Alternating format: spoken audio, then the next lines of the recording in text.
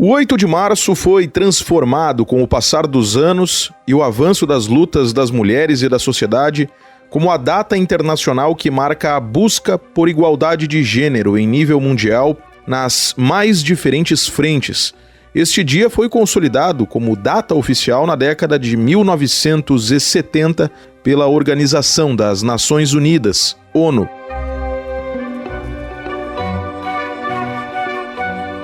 Eu sou o jornalista Diego Brião e o Estação História é uma produção RWCast, que é a central de podcasts do grupo Rádio Web. Te convido para, a partir de agora, relembrarmos o 8 de março como marco de lutas pelos direitos das mulheres. A Organização das Mulheres para Reivindicar Direitos se deu de forma separada em diversos países ao longo das décadas, desde as primeiras mobilizações, ganhando unidade com o passar do tempo. No ano de 1909, nos Estados Unidos, por exemplo, o Partido Socialista da América adotou o 28 de fevereiro como uma data de lutas para as mulheres. O motivo para a escolha deste dia foi a referência às greves de operárias de fábricas do setor têxtil realizadas no ano anterior na cidade de Nova York. 2 anos depois, na mesma cidade, em uma fábrica também deste setor, um incêndio matou 147 pessoas, sendo a maioria das vítimas mulheres. A origem do 8 de março também se relaciona com este fato, assim como outros de diferentes locais e momentos do planeta. Já em 1917, na Rússia, o 8 de março estabeleceu outras raízes históricas ligadas às mulheres. Naquele ano foram realizados protestos no último domingo de fevereiro, de acordo com o calendário juliano, que estava vigente na Rússia naquele momento, porém que correspondia ao 8 de março no calendário gregoriano.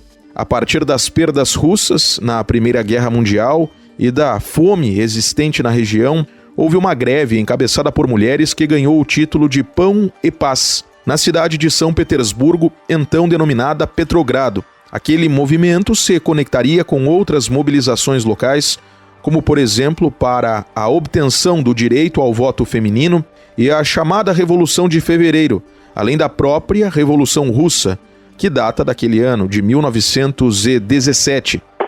Pode situar essa luta no começo do século XX, muito ligada à causa operária, muito ligada à inserção das mulheres no campo de trabalho, principalmente nas fábricas, né? Mais tarde a gente vai ter também a mobilização das camponesas, as mulheres que trabalham no meio rural.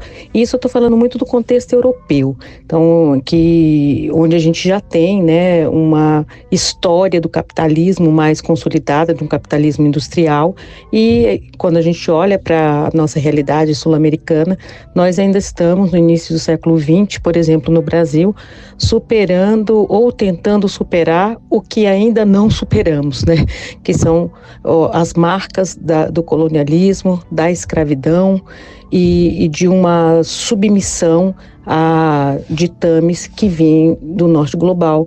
Então, o nosso 8 de março, digamos assim, ele vai se constituindo de maneira mais sólida a partir dos anos 70, muito próximo ao que é a instituição pela ONU do Ano Internacional da Mulher, e eu vou falar no plural, das mulheres, em 1975, né? Então, a gente tem também nesse momento, em vários países sul-americanos, ditaduras, o que dificulta muito a organização de movimentos sociais, entre eles os movimentos feministas, os movimentos de mulheres, né? E lembrar que os movimentos de mulheres, eles começaram muito associados ao voto, ao direito a votar, né? A entender que é nesse ambiente que se toma grandes decisões. Também a igualdade salarial, igualdade jurídica. Larissa Pelúcio, livre docente em estudos de gênero, sexualidade e teorias feministas, professora da Faculdade de Arquitetura, Artes, Comunicação e Design da Universidade Estadual Paulista, Unesp, e assessora da Pró-Reitoria de Ações Afirmativas, Diversidade e Equidade desta instituição, concedeu entrevista ao Estação História. As origens do 8 de março como uma data de luta em defesa dos direitos das mulheres são amplas e diversas em relação à localidade e aspecto temporal. O ponto de conexão, no entanto, não muda: equilibrar os direitos entre homens e mulheres. O movimento do 8 de março ele surge exatamente em razão de mulheres trabalhadoras que lutam por melhores condições de trabalho. Assustadoramente isso acontece, né?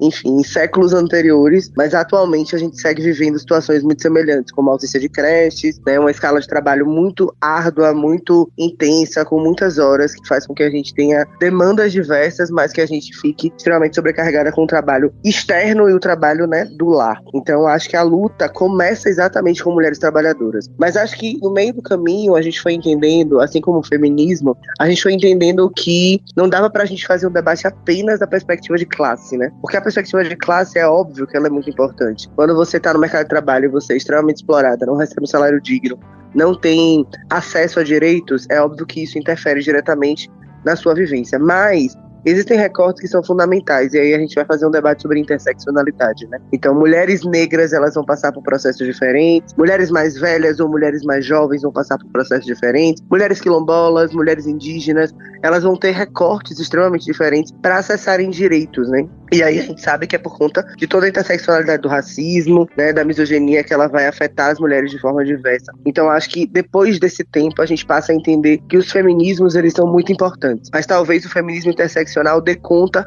das diversas mulheres que nós somos, inclusive mulheres trans, para além das mulheres cis, mulheres trans, mulheres travestis, né, então que vão sofrer em razão de processos diferenciados. Então, hoje, o 8 de março, se transforma num marco, assim, muito forte, aonde mulheres diversas ocupam esse espaço, ocupam as ruas do Brasil inteiro, né? Sempre são atos muito grandes, atos, inclusive, de mulheres que não estão organizadas, né, em partido, em sindicatos, em movimentos, né, em organizações, mas que entendem a importância de que esse dia a gente não quer só ganhar flores, a gente quer ganhar direitos, a gente quer ganhar melhores condições de salário, melhores condições de trabalho, a gente quer minimamente trabalhar no mesmo ambiente que homens e receber o mesmo salário exercendo a mesma função. E ainda é necessário construir políticas públicas para isso. Laina Crisóstomo, advogada e fundadora da organização não governamental Tamo Juntas, que atua com assessoria multidisciplinar gratuita para mulheres, concedeu entrevista ao Estação História. No âmbito nacional, as conquistas se concretizaram ao longo deste mais de um século de luta organizada no cenário global. Em paralelo a isto, uma das demandas vigentes é o combate à violência contra as mulheres no contexto familiar. Quando a gente tem o movimento do 8 de março e o movimento de mulheres organizado, incidindo politicamente, a gente vai ter, por exemplo, criação de Secretaria das Mulheres em vários estados, em vários municípios. Hoje, né, no governo federal, a gente tem um ministério, mas durante muito tempo foi uma secretaria especial, né? Então não era nem um ministério. Então acho que esse processo de enfrentamento faz com que a gente tenha mais mulheres ocupando os espaços de poder. Então hoje a gente tem muito mais deputadas do que a gente tinha, sei lá, 10 anos atrás, há 20 anos atrás, na própria Constituinte, que foram poucos. Então eu acho que esse processo é um processo de avanço. E eu acho que o movimento faz com que a política também se construa pensando, né, esses movimentos. Hoje a gente vive um processo muito forte, né, que eu acho que é a rapidez da comunicação, mas também a gente tem vivido uma epidemia, né, de feminicídios. Então a gente tem vivenciado uma situação muito emblemática, assim, onde os feminicídios estão sendo filmados, né? Então é tão assustador que é isso, câmeras de segurança, sei lá, no elevador mostra o cara dando não sei quantos socos na cara da mulher, mesmo tendo uma câmera. Então acho que isso tem feito com que haja uma comoção pública muito maior, porque eu acho que a grande questão que a gente sempre teve é: mas será que bateu mesmo? Sempre há um questionamento sobre as mulheres, né?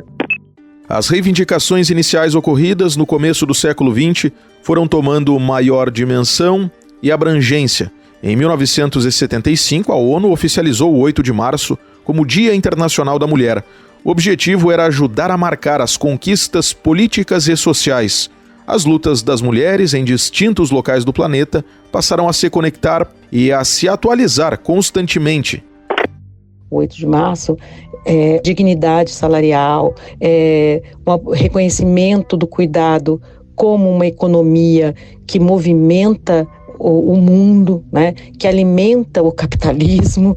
Então, a gente quer esse reconhecimento que pode vir com carinho, pode vir com flores e bombons, né, também, mas que ele seja acompanhado de aliados e aliadas que entendam que o 8 de março é político. Olha, desde os anos 80, eu diria um pouco antes, né, final dos 70, nós temos visto que a luta dos feminismos tem sido do reconhecimento do corpo como um espaço político. O que eu quero dizer com isso? E isso eu também estou reproduzindo a ideia de outras pessoas pensantes, né? Por exemplo, do Michel Foucault, que diz que o corpo é um território político, porque nosso corpo ele é cooptado pelo Estado, né? Por exemplo, o nosso útero, até hoje no Brasil a gente é criminalizada por interromper uma gravidez. Às vezes, essa interrupção é espontânea e mesmo assim, quando a gente procura um hospital, nós vamos ser tomadas como negligentes, como suspeitas e penalizadas por isso, né? Há toda uma carga moral que vigia nosso corpo, que patologiza os corpos de mulheres, sejam mulheres cisgêneras, sejam mulheres trans. Então, essa politização do corpo vem com reivindicação à descriminalização do aborto, com o direito ao prazer, com o reconhecimento de que o cuidado, que é algo tão atribuído às mulheres, seja reconhecido como trabalho. Isso não significa tirar do cuidado a sua carga de carinho, a sua carga de afeto, mas reconhecer que sim, ele é trabalho, né? Então, há muito tempo se tem lutado por igualdade salarial. Essa é uma luta que continua e, mais recentemente, temos pensado muito como a violência digital, a misoginia online tem exposto mulheres. Uma conquista histórica para as mulheres foi o direito a voto em eleições.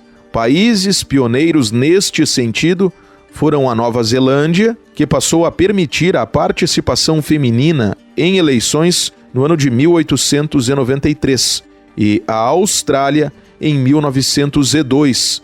No Brasil, este direito foi garantido em 1932.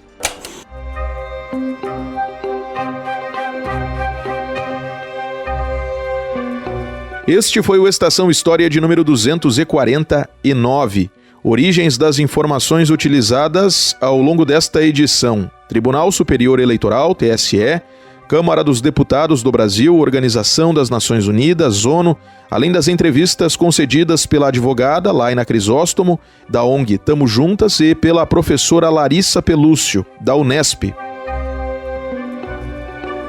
Grupo Rádio Web. Produção e apresentação Diego Brião, edição Mário Melo, coordenação da RWCast Rafaela Martinez, gerência de conteúdo Mariana de Freitas e direção de jornalismo Daniela Madeira. Nos principais agregadores de podcasts, nas quartas-feiras é possível ter acesso às novas edições. Até a próxima recordação.